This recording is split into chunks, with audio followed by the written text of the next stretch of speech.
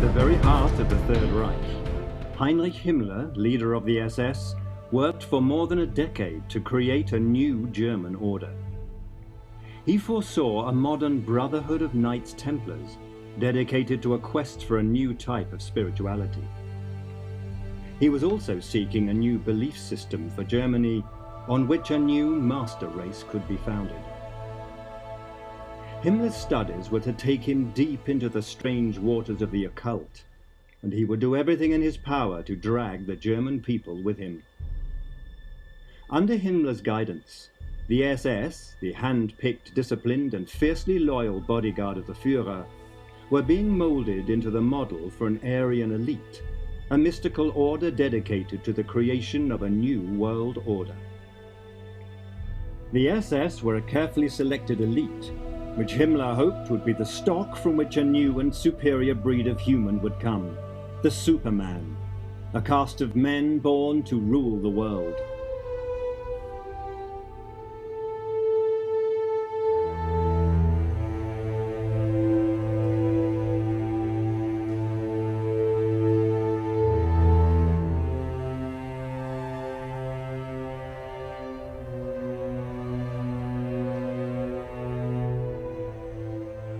This is the castle at Wewelsburg.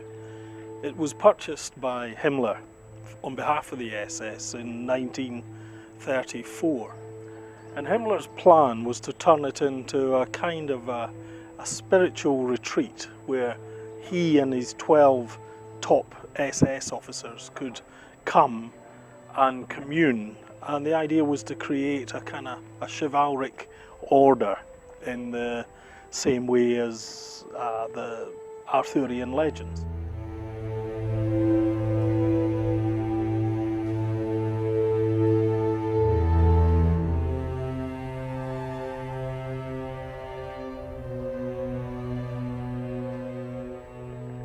Behind me here in the North Tower, which you can see over my left shoulder, is the place where they planned to create a crypt, which still exists today.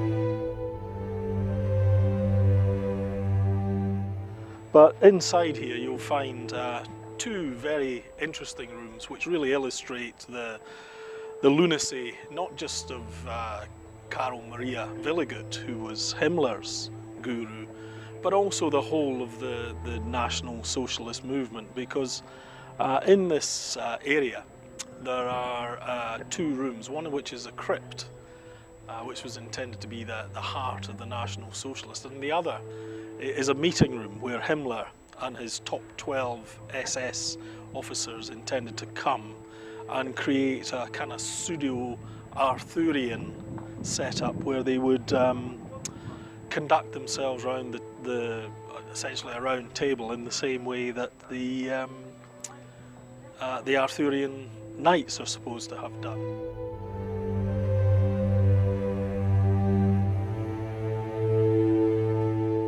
As you can see, we're standing here in the courtyard of the castle at Wewelsburg. It's a fairly small area, but it didn't have to be particularly large because this was for the elite. Himmler hoped to bring his top 12 senior officers to Wewelsburg, where they would learn and where they would begin to form this pseudo-Arthurian inner circle.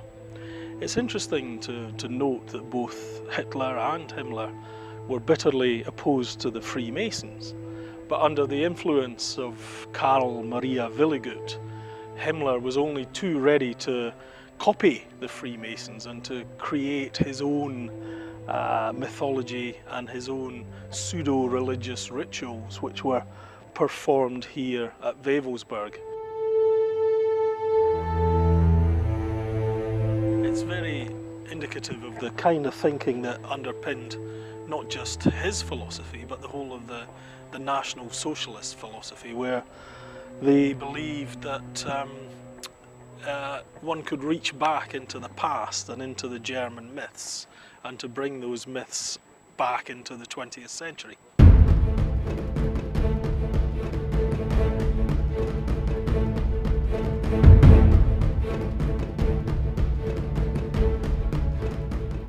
The origins of the SS did not begin with the personal visions of Himmler or his Führer. The roots of the SS went deeper even than those of National Socialism itself.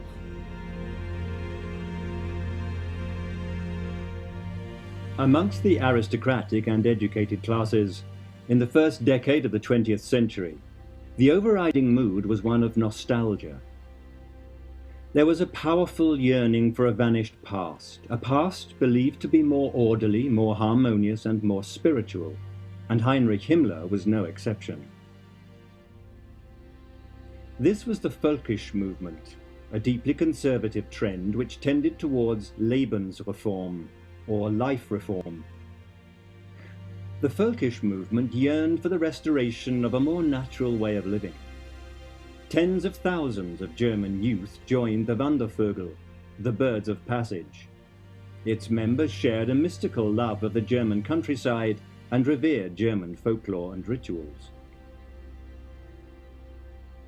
The Völkisch movement rejected conventional science and medicine as a part of the Industrial Revolution, and instead embraced vegetarianism and herbal healing. Fringe activities such as sun worship, nudism, communal living and meditation became fashionable pursuits. In every major city, Völkisch cults devoted to spiritualism, astrology, magic and the occult flourished. At the heart of each of them were to be found the disciples of life reform. One of the most dedicated of these disciples was the young Heinrich Himmler. Of all the esoteric doctrines favoured by the Völkisch movement, none were more influential than those preached by the Russian adventuress and self-proclaimed telepath and spiritualist, Madame Helena Blavatsky. In 1888, Blavatsky claimed to have travelled to Tibet and there to have been initiated into the secrets of spiritual masters she called the hidden elect. This was to prove a key doctrine in the belief system of the occultists. The hidden elect, or the Great White Brotherhood, were believed to be ordinary humans who, by initiation and self-denial, had risen to become adepts, who were supposed to have gained powers and knowledge beyond the reach of ordinary mortals. Madame Blavatsky did not claim to be an adept in her own right, but she did claim constant telepathic communication with her hidden masters. Blavatsky claimed they had revealed to her, their chosen one, the occult history of the human race. Blavatsky's claims spread far and wide. In Britain, Aleister Crowley, a magician of the Hermetic Order of the Golden Dawn, claimed in 1909 to have crossed the abyss and returned as an adept.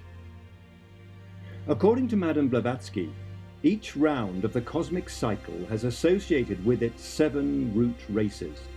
The first root race to evolve on Earth she called the astral race.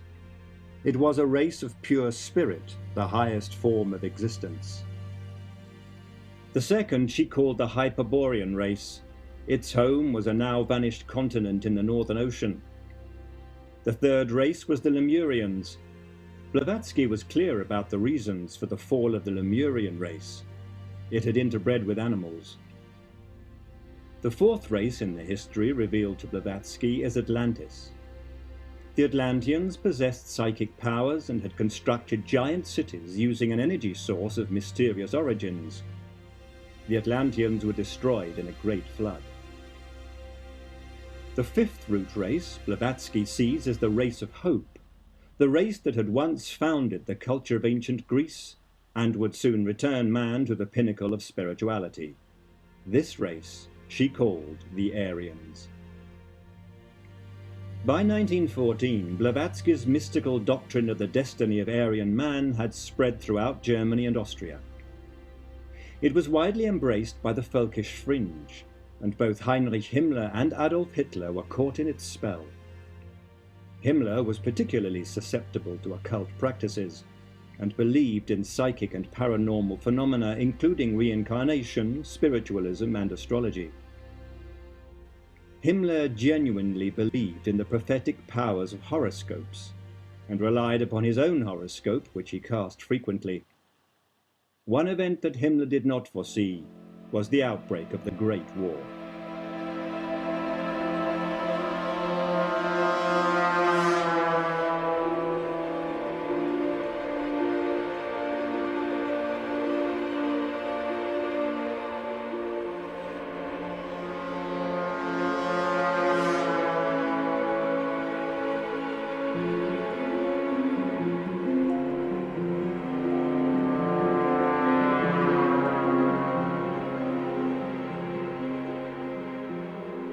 Hitler has often said that the Great War was the defining experience of his life. It was the most satisfying and fulfilling time for him. Himmler would love to have had that experience, but he was born just a fraction too late, and although he was able to join the army in 1917, he was still undergoing training when the war came to an end. So Himmler lacked that one piece of shared experience that so many members of the Nazi Party had, and that they'd been in the Great War and experienced conflict at first hand.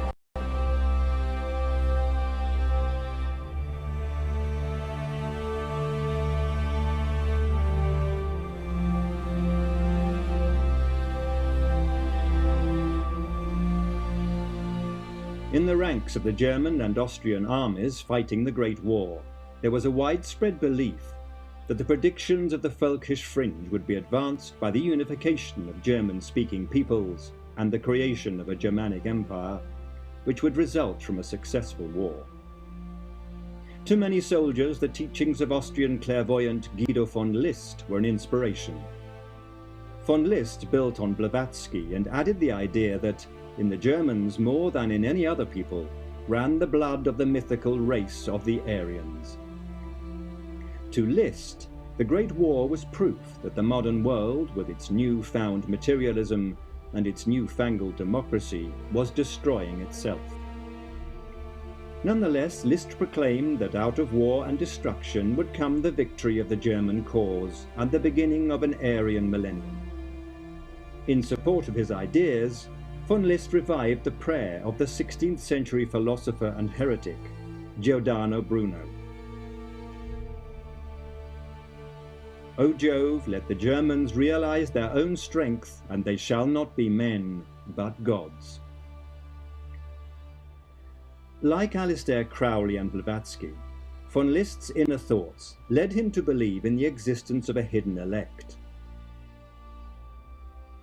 Von List added his own touch to the mix with his accounts of trance visions, in which ancient German tribes had revealed to him an elite class of priest rulers, the Ahnenmannenschaft. According to von List, the role of the Ahnenmannenschaft was to preserve the occult knowledge of the Aryan ancestors of the modern-day German nation. Von List claimed that the imposition of Christianity on the Teutonic tribes and the persecution of the followers of the old religion forced the Ahmen to continue its traditions in secret. Their law had lived on, and the rituals and symbols of a network of secret societies. The store of knowledge had been preserved down the centuries by the Freemasons, Rosicrucians, and chivalrous orders such as the Knights Templar. So great was von List's influence among German and German-Austrian nationalists that in the pre-war years, many army officers had joined the secret occultist organization inspired by his teachings. The Germanenschaft, or German Order, founded in May 1912, had lodges in 10 German cities. The government of the order was led by a secret 12-man council of initiates. The future German Empire would, according to List, be governed by a similar council of initiates, a new Ahnenmannenschaft. Heinrich Himmler bought into all of List's visions, and he would ensure that in the design of the future SS, List's Armanist assembly would not be forgotten. one day soon Himmler was to deliver a new spiritual home for the SS.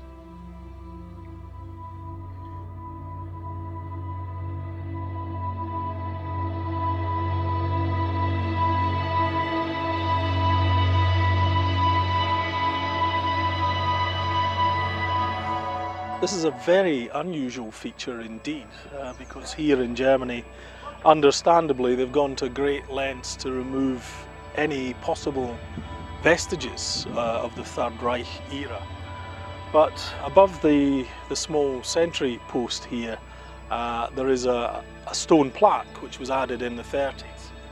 And you can see the unmistakable outline of the two SS runes, which were the symbol of the SS. It's very unusual to find any remaining traces, but without doubt there they were, and there they are today, which is quite remarkable, really.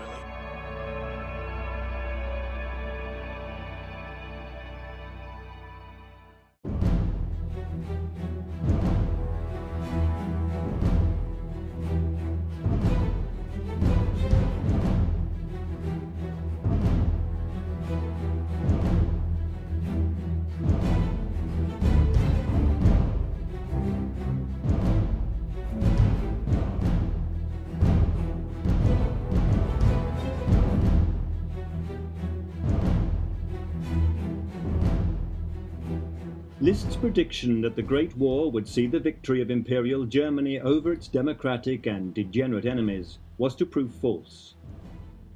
By 1918, the German economy was in ruins, and the Kaiser's armies were crumbling.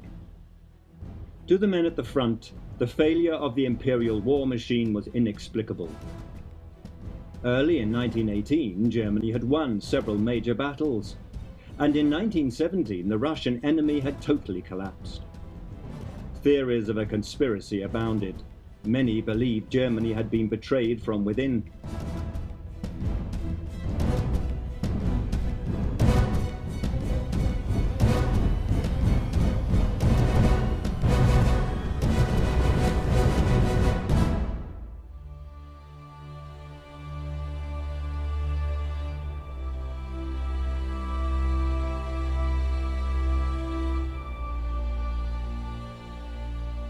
The blame was placed squarely on the shoulders of the traditional targets of the German nationalist movements: capitalists, Democrats, and Jews.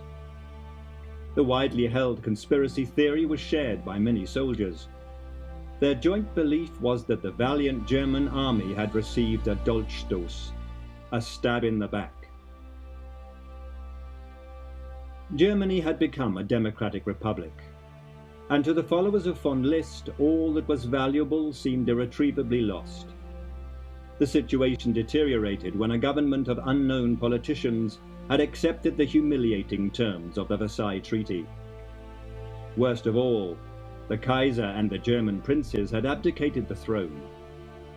The abdication of the Kaiser was a stunning blow to Himmler and his fellow occultists of the German order. List had taught that the aristocracy of Germany had been founded in an ancient time by the Amanenschaft themselves. In the aristocracy was to be found the purest of Aryan blood, and with it the strongest remaining traces of the Aryan psychic powers. In the aftermath of the Great War, faced with the twin threat of democracy and socialism, traditionalists desperately clung to von List's mystical belief in the German nobility.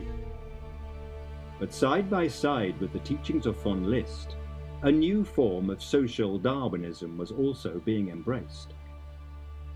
The heady mix of the arcane and the scientific would become enmeshed together in a new pseudoscience known as eugenics, which was to form the cornerstone of the Nazi ideology. Moral belief in the equality of man was dismissed as simply unscientific. The new slogan was expressed as simply the survival of the fittest. And in Himmler's eyes, the Aryan race was undoubtedly the fittest.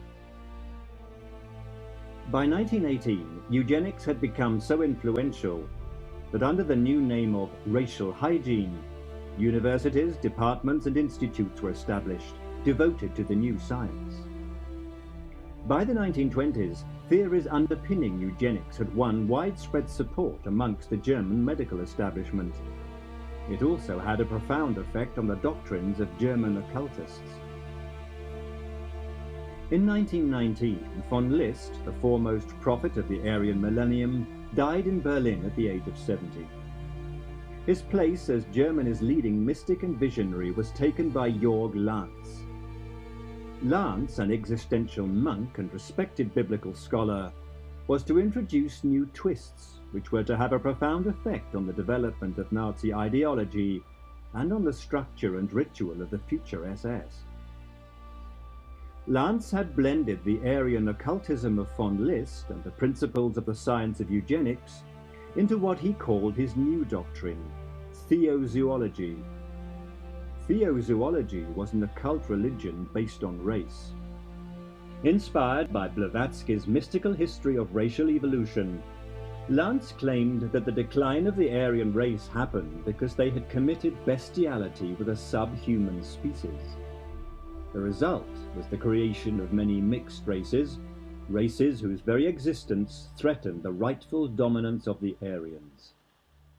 Like von List, Lanz believed that the early Aryans possessed the power of telepathy, but interbreeding with racial inferiors had led to the loss of their paranormal abilities.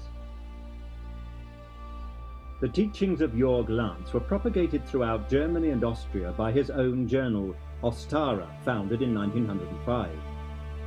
Lanz claimed that over 100,000 copies of Ostara were sold each year. In the pages of Ostara and in a series of widely read essays, Lanz developed a terrifying prescription for the purification of the Germanic race. He proposed polygamy to increase the birth rate of the racially purest. Eugenic convents were to be established in which chosen women he called brood mothers would produce children for the racially pure males. On the other hand, the racially impure and the physically or mentally unfit were to be sterilized. Other races, such as the Jews, who were deemed to be irretrievably inferior, were to be deported to Madagascar or used as slave labor. It is sobering to realize that under the Third Reich, all of Lanz's proposals would be given the most serious consideration, and some were actually put into practice. Such as the introduction of a massive compulsory sterilization campaign aimed at those deemed to be physically, mentally, or racially inferior. Widespread euthanasia for those with congenital mental problems. The deportation of German Jews to Madagascar was discussed in the highest ranks of the Nazi Party, and the SS planned for the official introduction of polygamy and actually founded its own SS breeding program. To Lanz and to Himmler, the legends of the Knights of the Holy Grail were more than the products of the medieval imagination. The search for the Grail, as defined by Lanz in the 20th century, was the search for racial purity.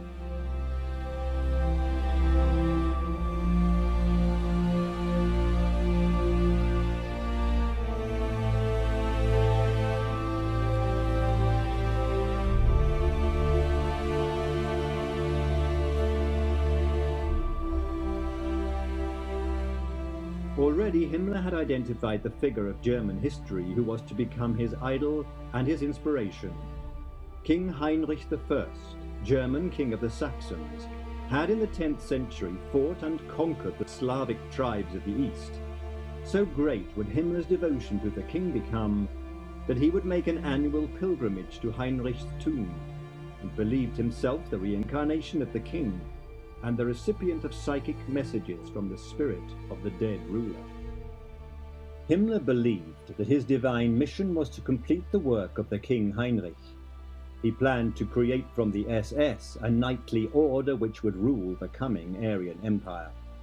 In 1907, Lanz formed an occult society dedicated to a new crusade for racial purity. He called it the Order of the New Templars. In the castle of Burg Werfenstein in Upper Austria, Lanz founded the order's first headquarters. Other order priories soon followed. The occult rituals of the New Templars were based on Lanz's monastic experiences and his own specially composed psalms, prayers, and readings. The aims of the order were explicit: to harmonize science, art, and ethics into an occult religion devoted to the purification of the Aryan race in all countries of the world. For Lance, the New Templars were the beginning of a new order. No longer will parliaments determine the fate of people, Lance proclaimed. In their place would rule wise priest-kings and leaders of chivalrous and spiritual secret orders. All of this was music to the ears of Heinrich Himmler, who founded his own version of Burg Werfenstein.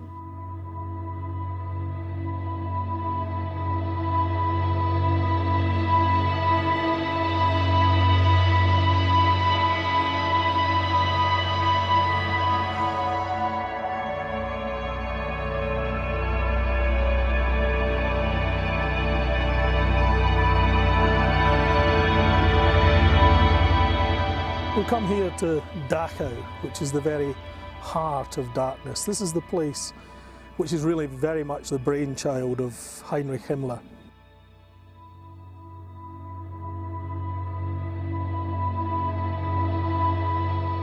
The idea behind a place like this was already developing in his mind, because Hitler was no sooner in power than Dachau was under construction.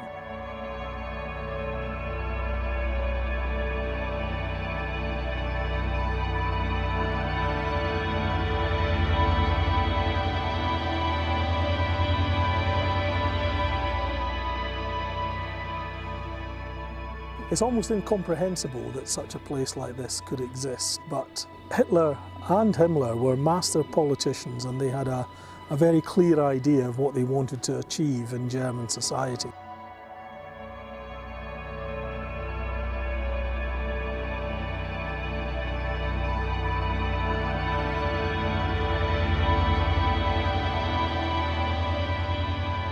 The transformation of the SS from the elite guard of the Führer to the mystical order it eventually became was essentially the work of Heinrich Himmler. Himmler was appointed head of the SS in January 1929. The most enigmatic of all Nazi leaders, Himmler was an absolutely devoted follower of the Aryan occultism of Blavatsky, von List, and Lance. He too dreamt of a Germanic empire ruled by an Aryan elite.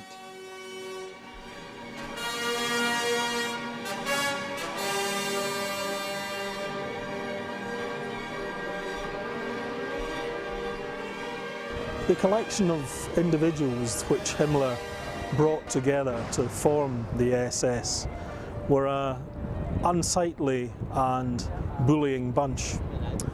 The one exception to the rule appeared to be Reinhard Heydrich. Heydrich became Himmler's dedicated and loyal subordinate.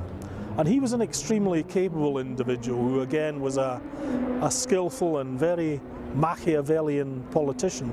And between Heydrich and Himmler, they formed a very formidable team indeed.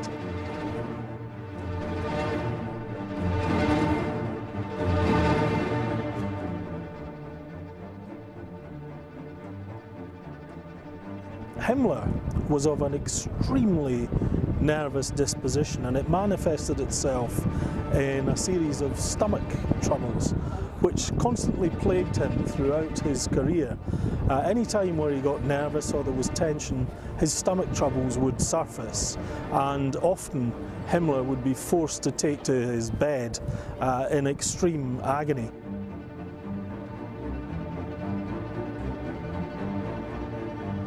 In addition to being Reichsführer of the SS, Himmler, of course, was also the head of police throughout Germany, so there were a great deal of things on his plate, and without some very efficient subordinates, Himmler could never have managed the workload.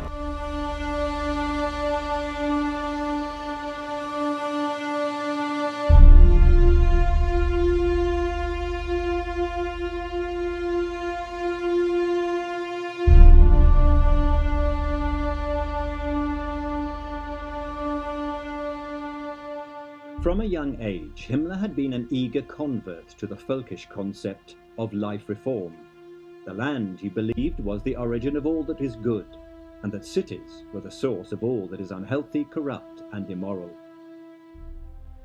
The yeoman on his own acre, wrote Himmler, is the background of the German people's strength and character. Himmler had long been associated with the Arteman League, a nationalist and anti-Slavic movement of city youth committed to life on the land and the expansion of German farming into the east. The oath to the Arteman League was sworn by blood and soil. In the Arteman League, Himmler met the man who was to transform the oath by blood and soil into a central doctrine of the SS. To Walter Darrer, an ex-official in the Prussian Ministry of Agriculture, the relationship between German blood and German soil was a source of mystical power. For men like Himmler and Darrer, questions of agriculture were not questions of economics, but of race and destiny.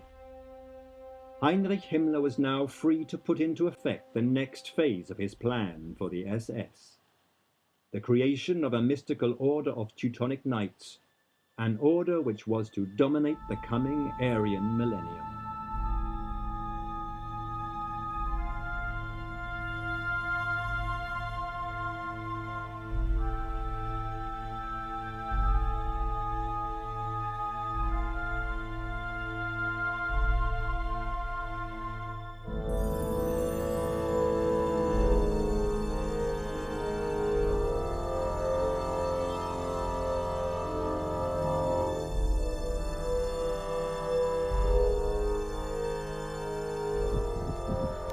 Behind me at the bottom of the steep flight of stairs here, we can see the logical conclusion of Himmler's war with the Catholic Church. This was an attempt to create a new religion for the Third Reich. And it's quite a bizarre undertaking when you consider what was actually supposed to happen here.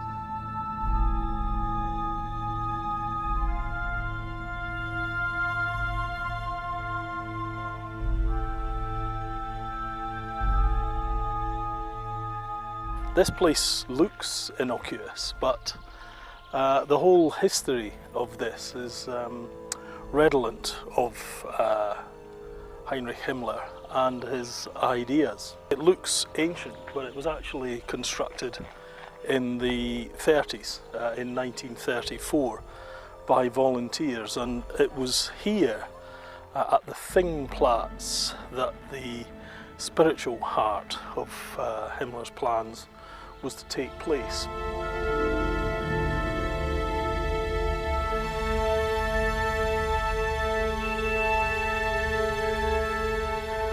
Himmler and Karl Maria Willigut were bitter opponents of the Catholic Church, and this was the beginning of their own attempt to create a religion which would rival the church they despised so much.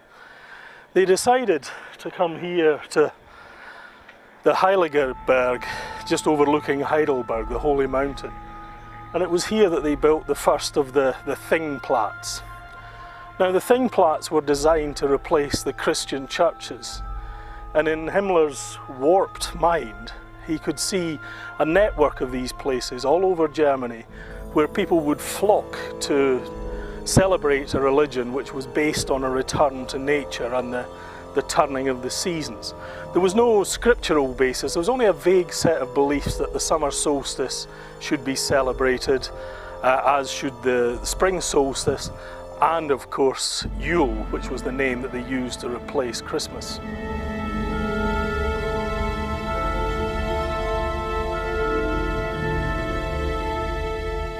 The whole spiritual aspect of the Third Reich was very much concerned with forests and nature. So this is the kind of place that they hoped would be a forerunner to a religion which would spread throughout Germany and the Third Reich.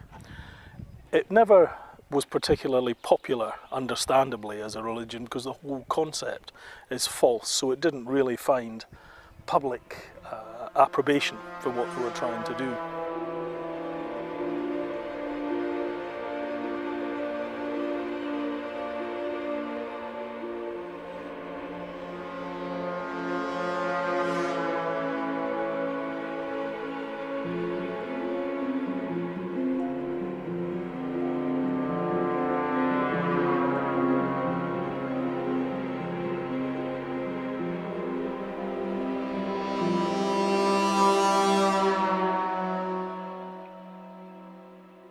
Himmler's strategy for the SS was not one of rapid expansion, but instead one of careful and systematic selection.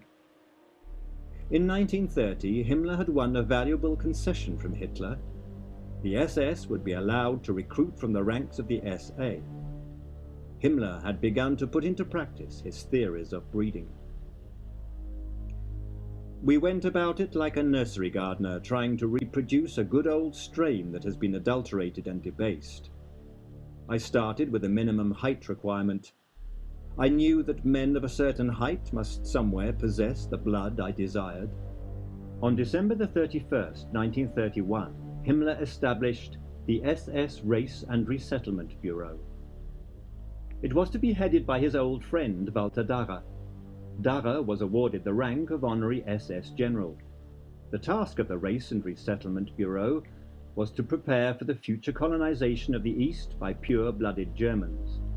It was also instructed to conduct research into racial ancestry, biological selection, and the history of the Aryans. Its staff of leading academics and medical men were ordered by Himmler to create stricter requirements for SS entry.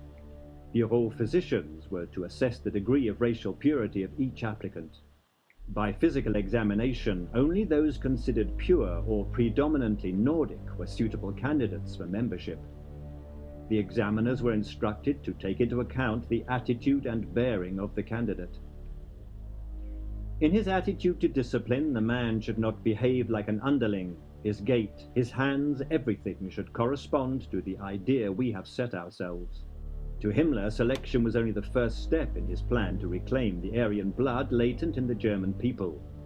The second stage was control of SS breeding. The Race and Resettlement Bureau was charged with the task of racially vetting SS marriages. Prospective brides of SS men were required to prove the purity of their Aryan blood back to the year 1750. The Bureau was to be responsible for examining almost 2,000 SS marriage applications every month.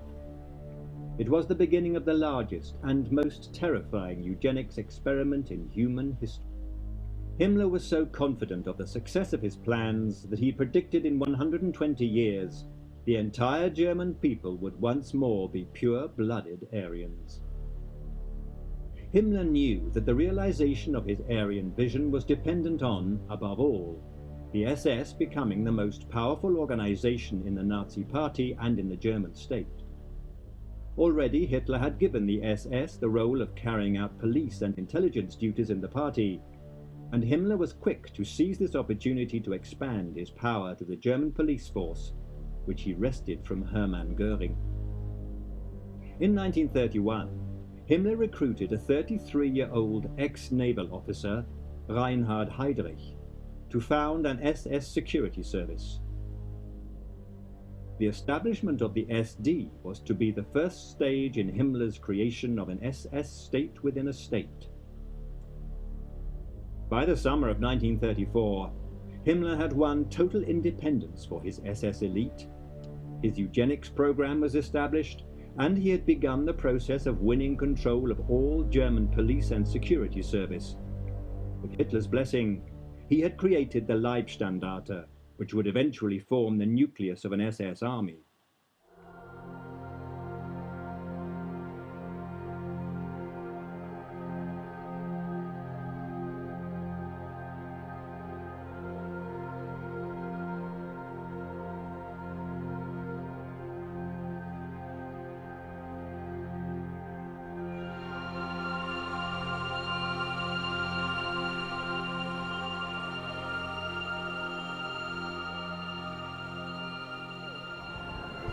Under Himmler, the Waffen SS was expanded rapidly. We can see again his mastery of bureaucracy, that Himmler was able, as well as combining his role as head of police, to be able to run the Waffen SS as effectively as it was. The Waffen SS is often overrated as a field force, but there were undoubtedly a number of actions where the Wehrmacht troops were very pleased to have the SS fighting alongside them.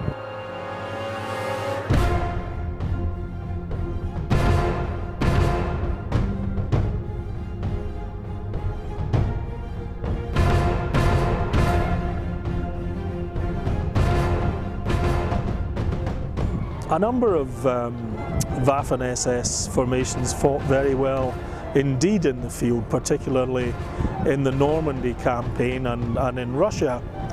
But there were also examples of unrivaled brutality. The Das Reich division disgraced themselves in France, as did the Totenkopf division. So it's often overrated as a military force, the Waffen SS. Its successes were relatively few in number, and ultimately there was nothing they could do to stave off the military defeat.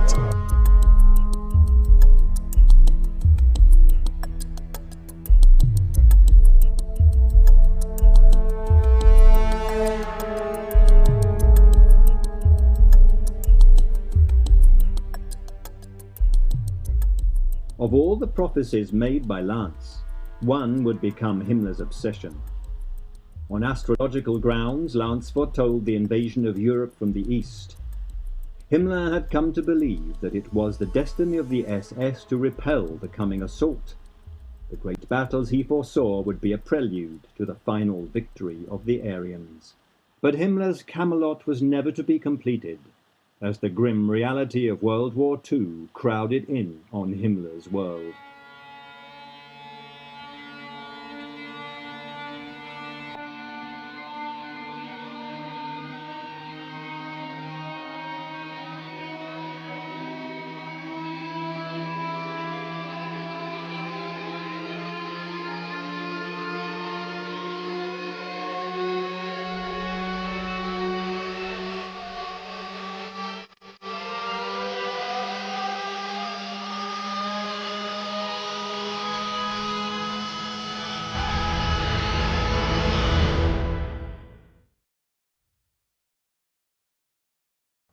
This is the Palace of Justice here in Nuremberg, and it was here on the 20th of November 1945 that the trial of 21 of the leading representatives of the National Socialist regime began.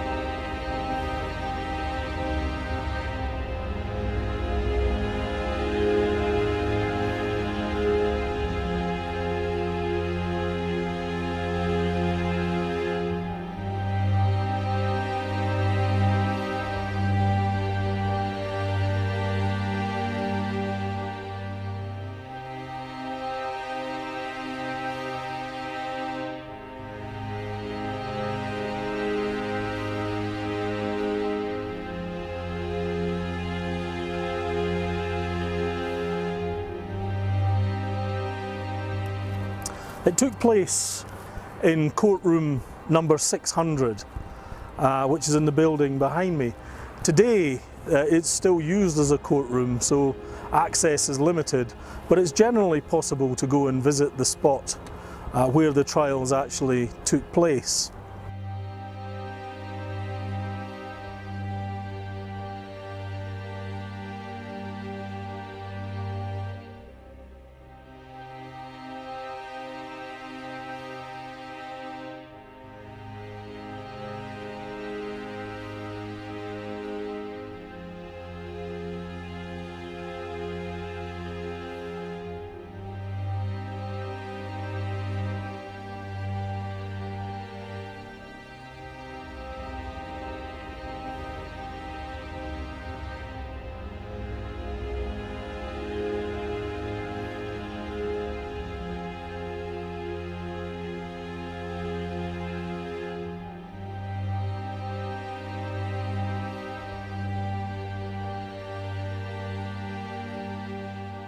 Among the distinguished visitors, Vyshinsky, Deputy Foreign Minister of the USSR, and Gorshenin, Soviet Prosecutor General.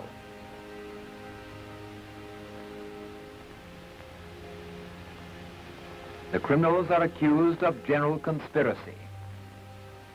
This is courtroom 600. This is where the Nuremberg trials took place, the 21 most senior Nazis were brought here to face the music. Hermann Goering, Hitler's close friend, formerly known as the second man in the Reich.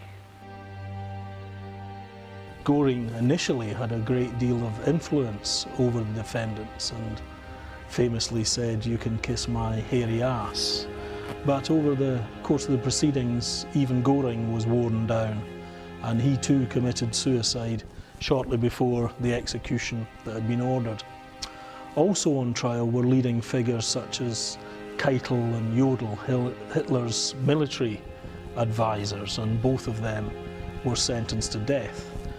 One man who escaped the death sentence was the architect for much of what we can see in present-day Nuremberg, Albert Speer. He developed the buildings of the Zeppelin Tribune. Speer was sentenced to life imprisonment but was eventually released. Also on trial was the notorious Julius Streicher. Streicher was the publisher of the infamous Der Stürmer. Himmler, of course, lacked the courage to face up to the monstrosity of his crimes and committed suicide near Hamburg.